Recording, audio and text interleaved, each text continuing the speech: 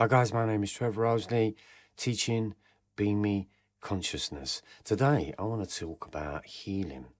And we've got many forms of healing, right? You can heal the mind, you can heal your emotions. But what about the physicalities of healing? These two hands, your two hands, or even if you've got one hand, these are magnificent. I never realized what all of this was all about understanding the power and the gift of just hands. When we use our hands, we can create things, we can get things, we can grab things, we can point at things, and all of these things, hands are just phenomenal, aren't they? But one of the greatest gifts that I discovered, especially in this awakening, is what are you awakening to? You are awakening to your healing abilities, because there is one thing that's been missing from this planet for a long time. Where are the healers?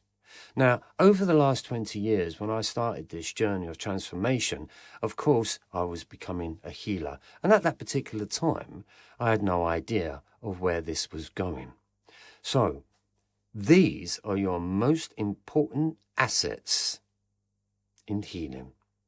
So you don't have to buy all of these other bits and pieces. How do you do that? Is by using and transferring energy. You know as yourself. If you ever fell over as a child, your mother or your grandmother picked you up and gave you a little cuddle. There's nothing more comforting than that.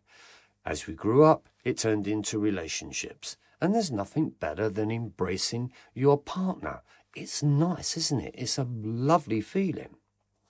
It's all about comforting, and it's all about security as well, because if you've got that loving touch or you've got that warmth and you feel safe and you feel secure, then you understand a little bit about what healing is all about.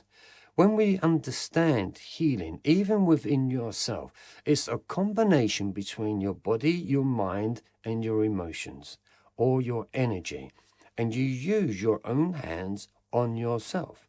A lot of the times, if I want to try and understand why my mind is driving me crazy, I will sleep with my hand on my head. If there's something in my heart that needs to be understood, I'll always put my hands on my heart. And many of yous put your hands anywhere on your body. You can feel the heat, you can feel the vibration. Spirituality and transformation is becoming and understanding the subtleties of the energies that come through your hands. I never knew that this was even possible, but over a period of time, I tried it. I've got to say to you, you must try it. At first, it's very difficult on oneself, but it is easier on somebody else. So let's say if your daughter or your son has got a headache, just sit with them. Just put your hands there and imagine the pain disappearing. Use your energy, the vibration that comes from your hands, the warmth of your hands, and gently just pull away the headache, that pain. I know it sounds mad, trust me. I thought it was mad, but it was something that I had to go through to truly understand. Now, for me, it is very natural. If somebody's got some sort of complaint, I say, listen, let me see if I can heal that. Let me see if I can do something. I have nothing to lose. You have nothing to lose. So you try it on a headache, you try it on a backache or a neck ache or a stomach ache. And a good way of doing this for all you women that have got daughters, period pains. Unbelievable. It is incredible. Stand your daughter in front of you. Stand to the side of her. Put one hand on her back. Put one hand on her stomach, where the ovaries are, basically. And just gently, lightly touch. Close your eyes, center yourself, use the energy, and use the energy to go from one hand through into the other hand. Now, with the hand that's on the stomach, what I want you to do is I want you to do a circular movement. You don't even have to touch the body for this, just a circular movement. What am I doing there? I'm using my energy to put energy in, right?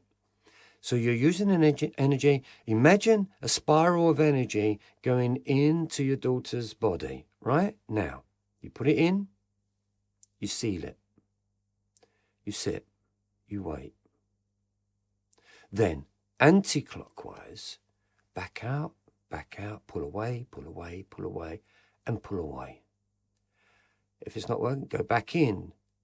Clockwise in, seal it, sit with it, feel the vibration, feel the energy, feel the heat. Anti-clockwise out, and as you're pulling out, point your fingers, cone the fingers, and then pull. Imagine you're pulling the pain away from your daughter. God, I was healing then. I was losing myself then. I went a little bit too quiet. But honestly, you must try it because it's incredible. Because far too many women, don't they? They suffer in that area. It's a vital part for women. Men don't suffer so much in that area. And the reason being is because women are all emotional, feeling beings, whereas men have been taught not to be in tune with their feelings or not to talk about their feelings. How many women, how many of you have tried to get your man to talk about their feelings? They just don't. Now, they're not being ignorant, honestly. They just don't know how to. I didn't know how to. So what a man will do is like, you know, I'm all right, or, you know, or be quiet, or, you know, go away, or I'm not interested. And I've spoken to a lot of people, especially when you lose a child. Parents don't know how to react to that because it's such a shock. It's such an experience. It's such a moment, and it's dreadful, and it's awful, and it's all of these things. A woman will look at the man and say, well, why are you not reacting? Why are you not this? And why are you not that? And so therefore there comes this sort of argument of who's reacting in whatever way. And it makes a man look like he doesn't care. It's not that. The man finds it very difficult. He finds it very difficult to love. He finds it very difficult to understand love. Most men will treat you in the way of love, and they will buy you things, you know, and they think that that is what love is all about. We haven't been taught that way. Women, you have been taught that way because it is your divine birthright, because you carry the child, and of course the child is always with the mother, isn't it? So therefore you are the divine parent, really, because you are the nurse to that child. So your healing capabilities are way beyond us as a man. But through me transforming, say, from being male energy into my female energy, because you need to try and get the balance. All beings need to get the balance. So if you're a masculine woman, you need to discover your femininity. If you're a male, then you need to understand your femininity, which is very difficult because they won't go there. It's a lot easier for women to get in connection with their own femininity. Now, once you get that balance, because that is the key between masculine and feminine. And then when you hear that message and they say, we are all one, that means you've got that masculine and that feminine combined as one. And to me, that's one being me. So you may find yourself as you're transforming that you get it and then you don't get it. So you can be very masculine one day, you can be very feminine one day. And even your husband will say, my God, you're so switchable. 1 minute you're loving and the next minute you're a complete arsehole and, you know, you're argumentative and all of these things. Women can get angry because it's the way that their emotions build up within them. And then once their emotions start to build up, they have to voice it. We learn as beings to try and contain that voice. And as you've heard me say on many, many videos before, balance my ego, balance my emotions. First chakra, second chakra. That is the source of all pain. And that is where you go into that pain. Now, I've spoken again to a lot of people and they're reading books about whatever, you name it. It's all over the place there. But you have to learn how to read your own book. When have you ever read your own book? Now, if I turned around and said to you, you may be 20, 30, 40, 50 years, Tell me your story. Right from the beginning, tell me your story. You'll give me snippets. You'll give me complaints. You'll tell me how somebody didn't love you. You'll tell me how your parents treated you horribly. I understand them stories. And that story has determined who you are, because you are the actor in your movie. Everyone else is just a walk-on part, right? But if you let these walk-on people come in and try to be the main part of your life, your film's over. It's not a good film because you've lost control of it. You want to be the director of your film. You want to be the producer of your film. You want to be the main actor of your film. You want to write your film. You want to understand your film. And you need to know some form of ending. Now, in the Be Me process, there's always a beginning, there's always a middle, and there's always an ending. That is what makes a good film, or a bad film, or a horror movie. There's always a beginning, middle, and ending. Now, as I teach people, beginnings manifest endings, manifest beginnings, manifest endings, manifest beginnings, manifest endings. When there is an ending of anything, have you not realized, yes, it can be painful, but have you not realized that when there is an ending to something, what happens? You go back to the beginning again. Now, in the beginning, I've also heard many people say, I just don't trust love anymore. See, this is the problem. So you may meet that right relationship, but because you've had a string of broken relationships, you can't fully love because you've been hurt in the past. You got to try and stop that. You got to stop that, because if you don't try to stop that, you may get a diamond of a fella, you may get a diamond of a woman, but because you're carrying the pains of the past, she or he is getting it all. So when you get relationships and they're so nice in the beginning, then there's something there that happens in the middle, isn't it? It's like, that didn't sound right. Oh, I didn't like what he said there. I think he's lying to me. And of course, then comes the process, isn't it, in the middle part of the story. So there comes the ending. So there's the breakup in the marriage or the relationship. But not only that, there's a breakup in energy, isn't there? Everything is geared around energy.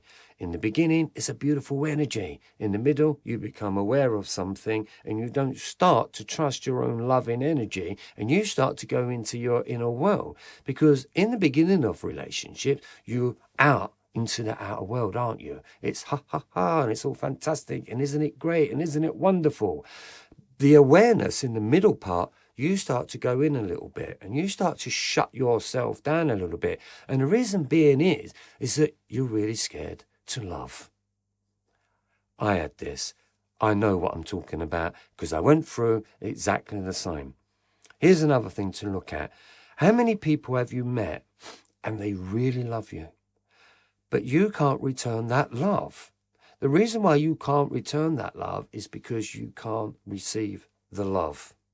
How many of you have turned around and said to your partner, oh my God, I wished I loved you as much as you love me? Now, a lot of people, what happens is that when somebody loves you too much, you know what you do? You back off. Think about it. I'll let you sit with that for a moment. You back off. Feel the energy back off. It's like, ooh, right? If you meet somebody that is really loving, you may have a lot of arguments with that being. And do you know why? Because you can't match the love. Love is a force, and a force that delves right into you. At first you can take it. At first you can understand it. At first you lap that shit up because you love it. You love the attention. And it's a brilliant feeling. We've all done it. I've done it. They have done it. It's a wonderful, wonderful feeling. Does it last? No, because you can't hold the energy because it was the beginning. It's like a fire. If you start a fire, what happens in the beginning of the fire? It's all flamey, isn't it? Big flames, and you have to wait. In the middle of a relationship, that is like when the fire has warmed itself and become hot coals. It's a deep, burning fire That's what you do with your barbecues, isn't it? You wait for the flames to die down. The stones are lovely and hot, and that is what you call a burning, hot, loving fire, and that's how you cook your food, right? A lot of people, when the fire is gone, the flame is gone, the passion is gone, they don't understand that middle part. They think they've lost everything. So what you try to do is you try to ignite that fire again.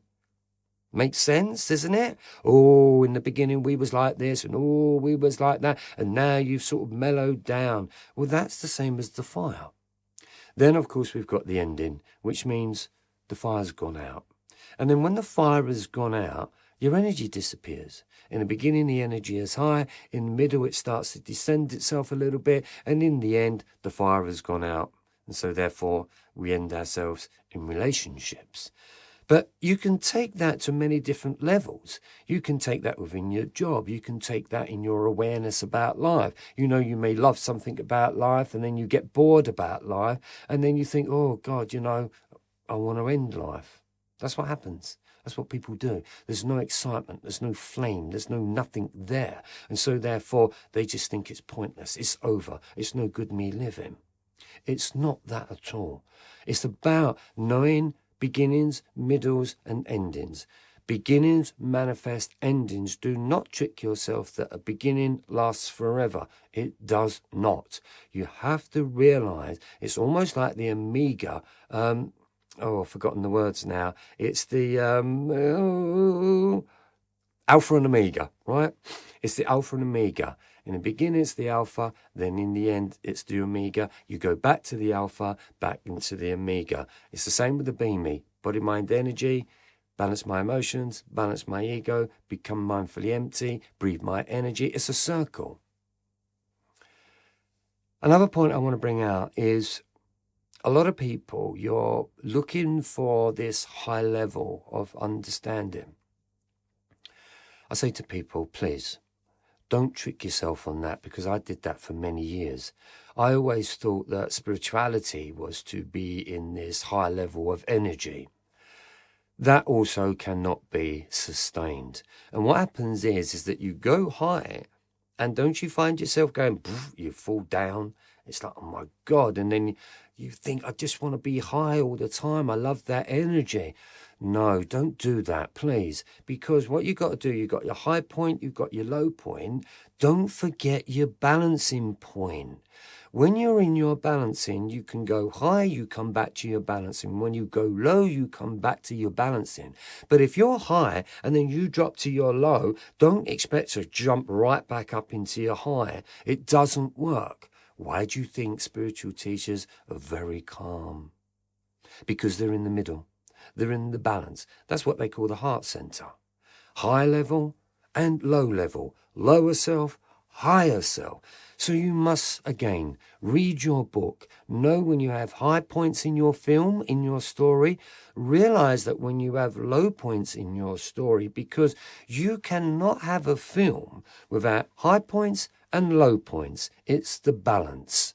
So always, never trick yourself about anything. When you're up, always expect yourself to go down. When you're down, always expect yourself to go back up.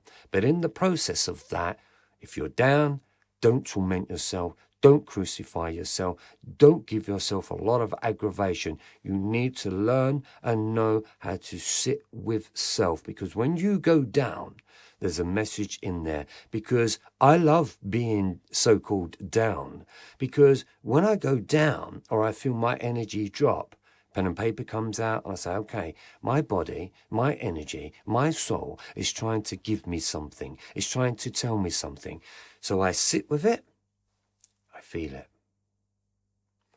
I listen to it. And I thank it. And I do no more than that. It may be a day. It may be 2 days. It may be a week. Maybe a month. You learn to be patient, because that's what it means to go into your inner world, into your inner cave. As men go, they go into their man cave, don't they? That's just like their shed at the end of the garden. They have to go into the shed. It's their little space. You are the book. You are the story. You are the director of your movie. direct that movie in whatever way that you feel that you want to. And if something isn't possible at that particular time, let me tell you, it may not be possible today, but in the future, it will be made possible and will be made known to you. My name is Trevor, teaching Be Me Consciousness, and I'll see you on the other side. Take care.